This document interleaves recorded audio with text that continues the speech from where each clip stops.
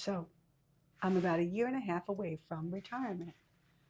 Now, I've been planning to retire for the longest time, but I put my finances on cruise control. A lot of it was really on cruise control. So it hasn't been that the last 10 to 12 years that I've been really thinking about retirement. Well, maybe the last 5. And while it's far away, you do the things that you need to do for your retirement. So you're still putting money away. You're still trying to see your money compound and grow. And so those things are happening. But once you get to a point where you actually realize that the paycheck is going to come to an end, and I don't get a pension, and I think most Americans don't, you start to behave differently.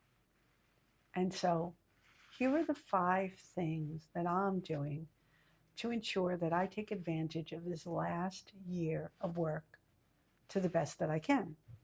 And so the first thing that I'm doing is I'm tracking my expenses. I'm going back to pen and paper, to my own Excel, and not relying completely on apps to take care of it for me. I've always tracked my expenses. Early on, I wrote down every penny that we spent and I kept track of it in a budget book. And then when apps like Mint came along, I started to rely on them to keep track of things for me. It was free, it was easy, and it worked. And unfortunately, in March of 2024, Mint went away, and a lot of the details and data rolled over to Credit Karma. And while Credit Karma is great, it doesn't give you the nitty gritty details of all the years prior in our spending. And so I didn't download that data from years ago. And so I would have to recreate it, and I'm sure I would lose track of all areas of spending. And so I'm going back to pen and paper. And for this last year, I'm going to keep track of all our spending, all our income, and keep it in our own budget book. So I could see exactly how much we need to live the lives that we're living now as working adults. Now, obviously, I'm not going to be working when I retire. So that means that some areas my budget will change, but it's really important before you retire to know exactly what you're spending in all categories. And so that's what I plan to do. And I'm going to be tracking my spending and my husband's spending. So he writes his down, and I'm going to keep it in. I'm going to started to use MoneyFi, which I paid for it myself, so that data shouldn't disappear. But it really doesn't matter if it did because I'm going to keep it in a handy and dandy chart and Excel spreadsheets that I myself have created to do for that purpose to have it so that I could have it online as well. So that's number one.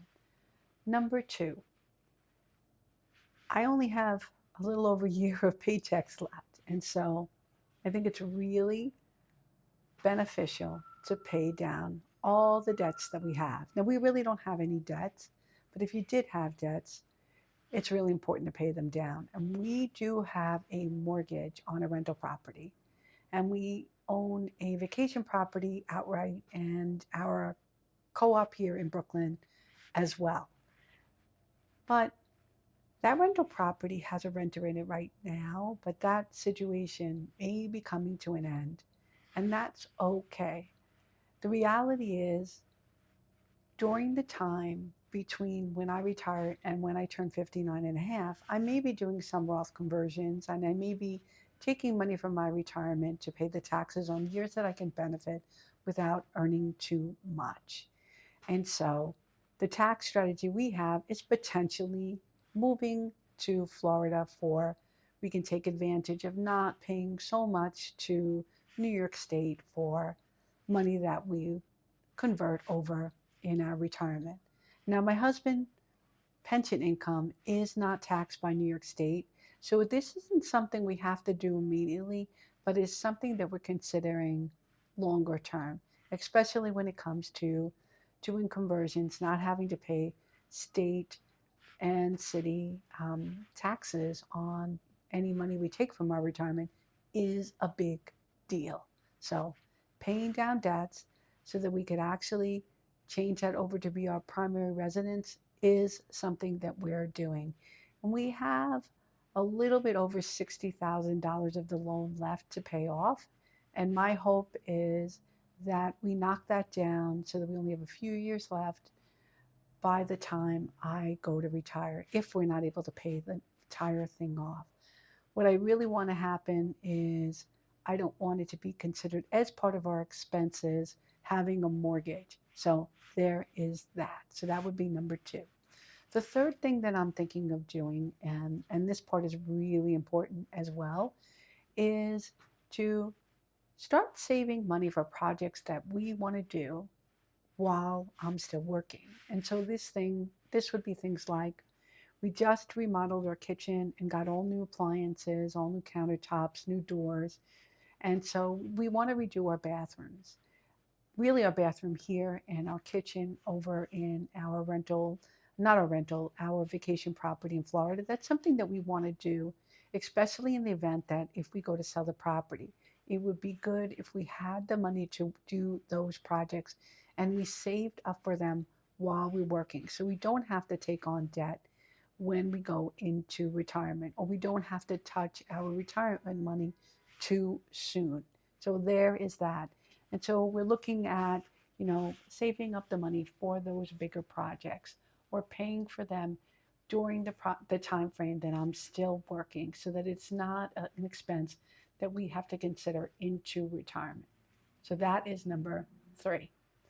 Number four, I'm not quite 59 and a half. And yes, I could do the 72T where I can touch money and before I turn 59 and a half, but I'm not looking to do that. I'm looking to take advantage of doing Roth conversions.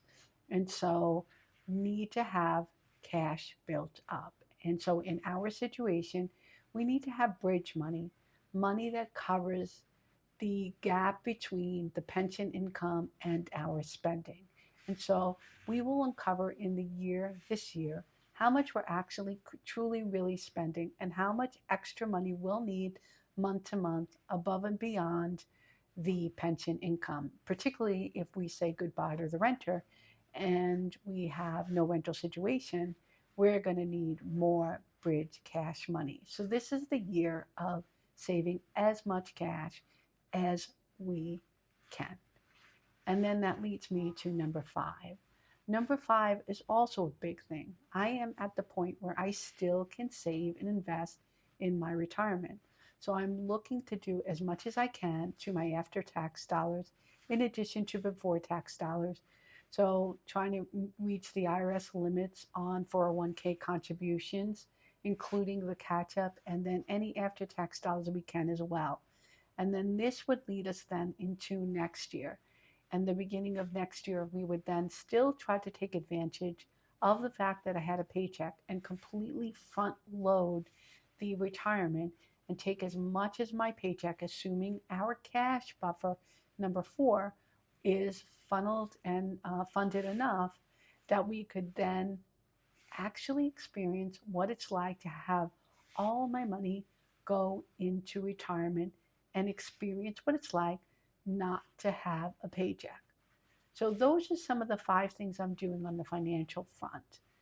The bonus thing that I'm doing that actually has nothing to do with money has to do with my health. So, I am making sure that I'm getting all the testing that I need done while I'm still working to ensure that I'm actually okay. And I'm also trying to ensure that I close all my rings. And by this, I mean my health rings on my Apple Watch. When it comes to standing credits and exercise and movement goals, I'm trying to reach that. I did that all for 2024, and my aim is to do that for 2025 and continue on trying to lose the weight that I gained during COVID. So those are the five things I'm doing, as well as bonus things. I think these are really important things to do, as well as focusing on your health before you actually get into retirement. So, what are the things that you did when you retired? What are the things that you're doing as you're leading up to retirement? I know tax strategy situations change and depends on where you live. Some people downsize. We're not sure what we're going to be doing on that front, but there is a chance when we do Roth conversions that we may want to be in Florida. So anyway, just curious to hear what other people are doing and what they've done. Anyway, hit me up in the comment section, and thanks for tuning in, and I will catch you on the next one. Bye.